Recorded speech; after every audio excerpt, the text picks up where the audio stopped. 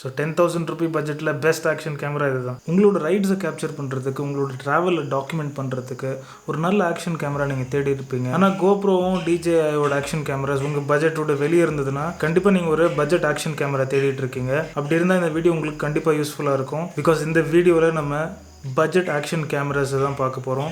அதுலேயும் எது நீங்கள் சூஸ் பண்ணணும் அப்படின்றத நம்ம பார்க்கலாம். எஸ்பெஷலி நீங்கள் மோட்டோ விளாகிங் பண்ணணும்னு நினச்சிங்கன்னா இந்த வீடியோ ரொம்பவே யூஸ்ஃபுல்லாக இருக்கும். இந்த வீடியோ பண்ணுறது ஆக்சுவலாக சேலஞ்சிங்காக தான் இருந்தது. அண்ட் நிறைய ஹவர்ஸ் ஸ்பெண்ட் பண்ணி நான் அதில் ரிசர்ச் போட்டு உங்களுக்கு ஒரு நல்ல சஜஷன்ஸ் கொடுக்குறேன். அதனால் உங்களுக்கு நிறைய டைம் சேவ் ஆகும்.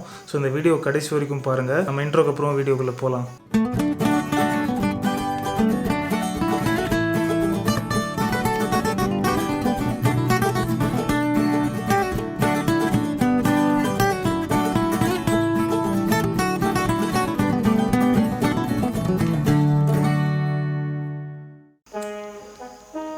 Hey guys, welcome back to the channel. எப்படி இருக்கீங்க? நம்ம சேனலில் நிறைய travel videos, travel related videos, informative videos இதெல்லாம் வந்துட்டு இருக்கும். வாரம் வரும். ஸோ இது வரைக்கும் நீங்கள் நம்ம சேனலுக்கு சப்ஸ்கிரைப் பண்ணலாம், மறக்காம சப்ஸ்கிரைப் பண்ணுங்க, பெல் ஐக்கான் ப்ரெஸ் பண்ணுங்க. அப்போதான் உங்களுக்கு வீடியோஸ்க்கு நோட்டிஃபிகேஷன்ஸ் வரும். ஃபர்ஸ்ட் ஆஃப் ஆல், ஒரு ஆக்ஷன் கேமரா வாங்க நீங்கள் இன்னும் கன்வின்ஸ் ஆகலைன்னா அதுக்கு சில பாயிண்ட்ஸ் நான் உங்களுக்கு கொடுக்குறேன்.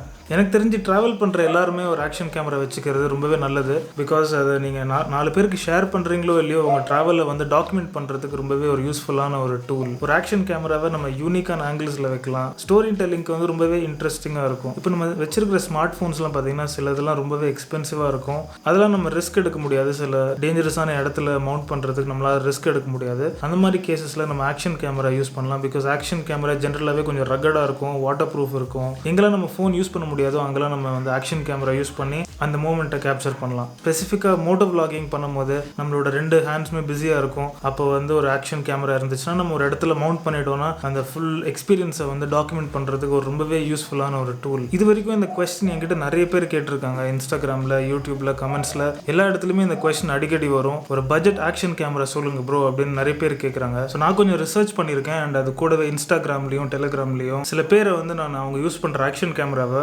எனக்கு அனுப்ப சொன்னேன். பட் இந்த லாக்டவுன்னால நான் எக்ஸ்பெக்ட் பண்ண எல்லா மாடல்ஸும் எனக்கு கையில் வரல.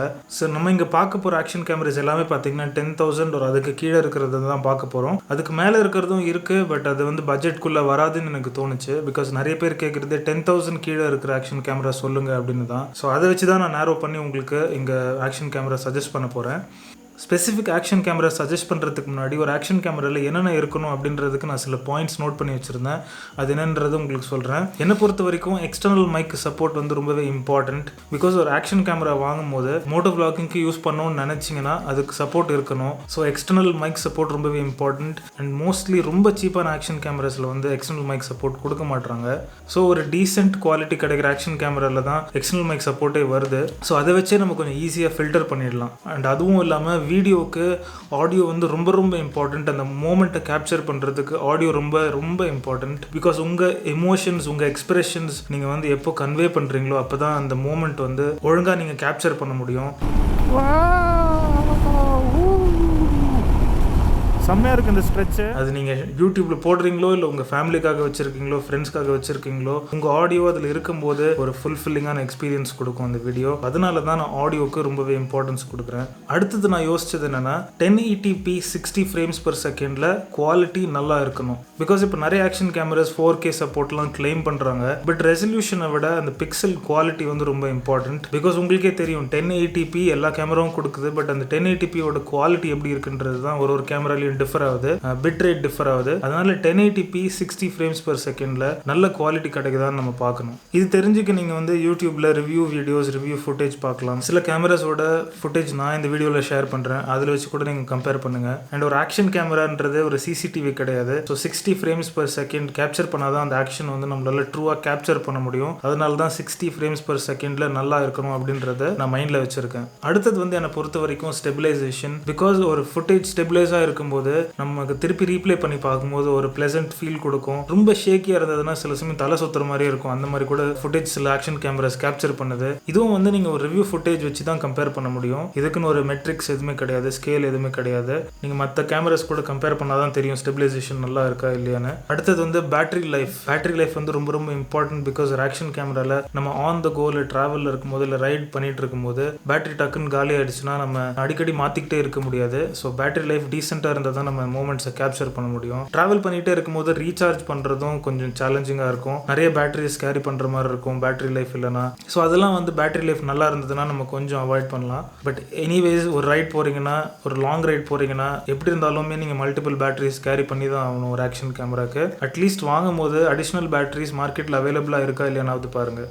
அடுத்தது வந்து வாட்டர் ப்ரூஃபாக இருக்கா இல்லையான்னு பாருங்கள். மோஸ்ட்லி பட்ஜெட் ஆக்ஷன் கேமராஸ் வந்து வாட்டர் ப்ரூஃபாக இருக்காது. Out of the box case அதுக்குன்னு தனியாக ப்ரொவைட் பண்ணுவாங்க. அட்லீஸ்ட் அந்த கேஸ்லேயாவது அது வாட்டர் ப்ரூஃபாக இருக்கணும். அண்ட் எப்படி இருந்தாலும் நம்ம மைக் அட்டாச் பண்ணும்போது ஈவன் கோப்ரோவே வாட்டர் ப்ரூஃப் கிடையாது. ஸோ நம்ம தான் ஏதாவது சொல்யூஷன் பண்ணி அதை வாட்டர் ப்ரூஃப் ஆக்கணும். அந்த மாதிரி அட்லீஸ்ட் வாட்டர் ப்ரூஃப் கேஸ் இருந்தது இந்த பட்ஜெட் ஆக்ஷன் கேமராக்குனா நம்மளும் அந்த மாதிரி ஏதாவது சொல்யூஷன் பண்ணி வாட்டர் ப்ரூஃப் பண்ணிக்கலாம். Last but not the least native 4K இருக்கா இல்லையன்றதை பாருங்க.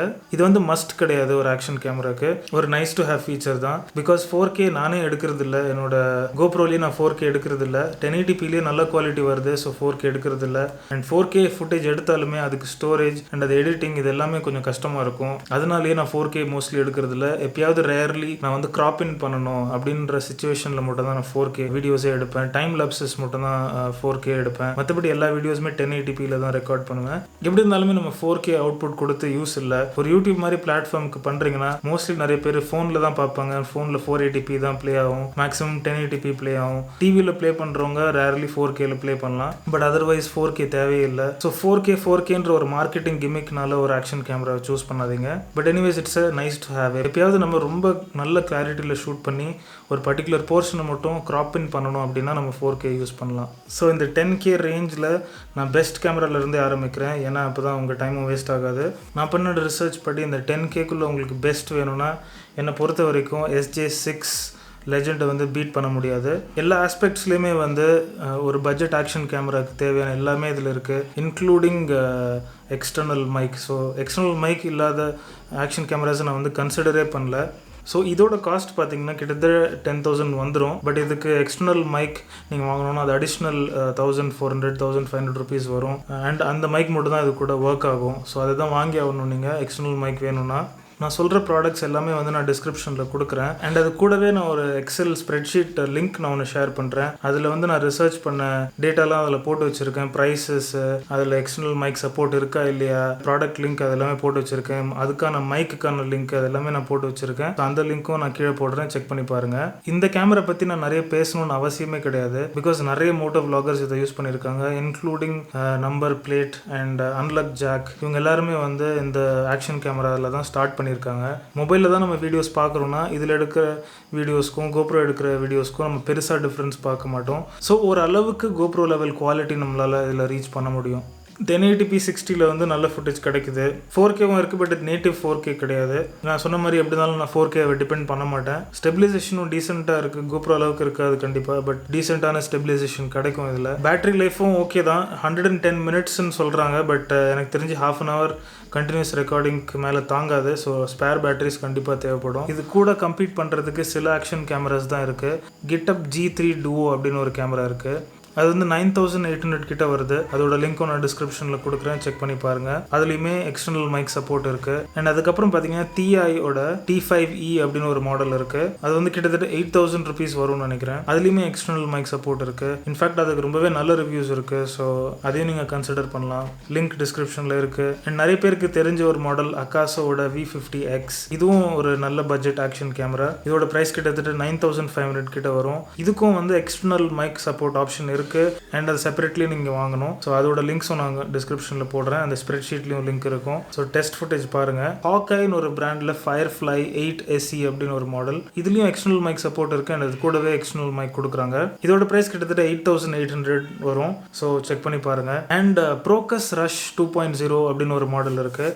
கிட்டத்தட்ட 8,000 வரும்னு நினைக்கிறேன். இதுலேயுமே எக்ஸ்டர்னல் மைக் சப்போர்ட் இருக்குது. வீடியோ குவாலிட்டி எனக்கு அவ்வளோவா இம்ப்ரெசிவாக இல்லை நான் பார்த்த ரிவ்யூஸ் வரைக்கும். இதுக்கு கீழே போனீங்கன்னா 8,000 கீழே நம்ம வரும்போது 5,000 ரேஞ்சில் இருக்கிற ஆக்ஷன் கேமராஸோட குவாலிட்டி வந்து அவ்வளோ நல்லா இல்லை. நீங்கள் வந்து யூடியூப்ல பப்ளிஷ் பண்ணுற அளவுக்கு குவாலிட்டி வராது. ஸ்டோரேஜ் பண்ணி அந்த மூமெண்ட்ஸ் வச்சுக்கிறதுக்கு தான் நீங்கள் யூஸ் பண்ண முடியும். ஸோ அப்படி இருக்கிற சில ஆக்ஷன் கேமராஸ் பார்த்தீங்கன்னா noise play vlog edition. So அதில் எக்ஸ்டர்னல் மைக் சப்போர்ட் இருக்குது. கிட்டத்தட்ட 5,000 சம்திங் வரும் அந்த ஆக்ஷன் கேமரா.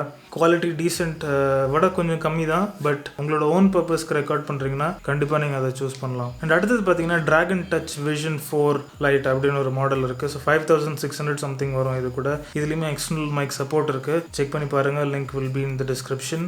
அண்ட் இன்னொரு பாப்புலரான மாடல் ஈகன் H9R. ஸோ இதை பற்றி நான் நிறைய பேர்கிட்ட விசாரிக்கும் போது ஃபுட்டேஜ் குவாலிட்டி அவ்வளோ நல்லா இல்லை ப்ரோ அப்படின்னு சொல்லிட்டாங்க. ஸோ அதில் நான் பெருசாக டைம் ஸ்பெண்ட் பண்ணல. நானும் ஆன்லைன் ரிவ்யூஸ் பார்க்கும்போது ஃபுட்டேஜ் குவாலிட்டி அவ்வளோ இம்ப்ரெசிவாக இல்லை. அண்ட் மோரோவர் அதில் எக்ஸ்டர்னல் மைக் சப்போர்ட்டும் இல்லை. ஸோ அதை நம்ம கன்சிடரே பண்ண வேணாம்.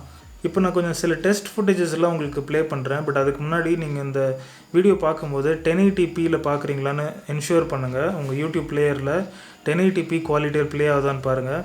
அப்போ தான் உங்களுக்கு ஒரு ஐடியா கிடைக்கும் ஒரு ஆக்ஷன் கேமராவோட குவாலிட்டி டிஃபர் எப்படி ஆகுதுன்னு.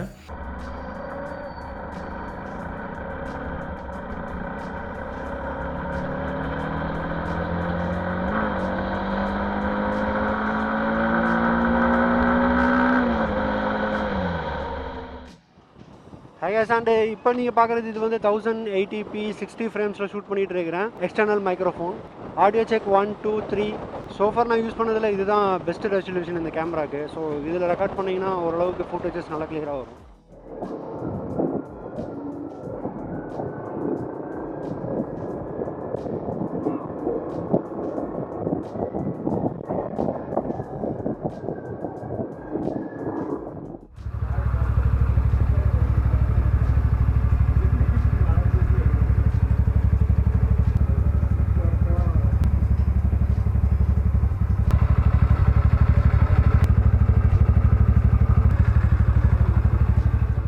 ஸோ எஸ்ஜே கேம் வந்து என்னோடய ஹெல்மெட்டில் ஃப்ரண்ட்டில் சின்னில் மவுண்ட் ஆகிருக்கு. கீழே வந்து நம்மளோட GoPro ரெக்கார்ட் ஆகிட்டுருக்கு. ஸோ இது மூணுத்தையும் நம்ம கம்பேர் பண்ணுவோம்.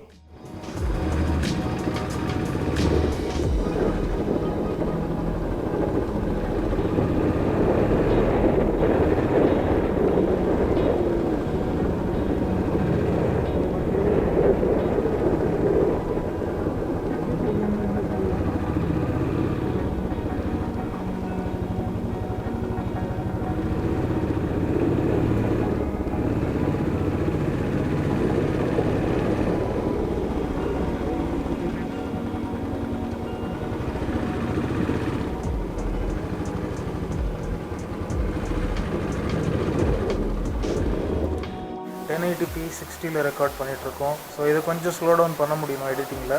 50% ஸ்லோ டவுன் பண்ணி பார்ப்போம்.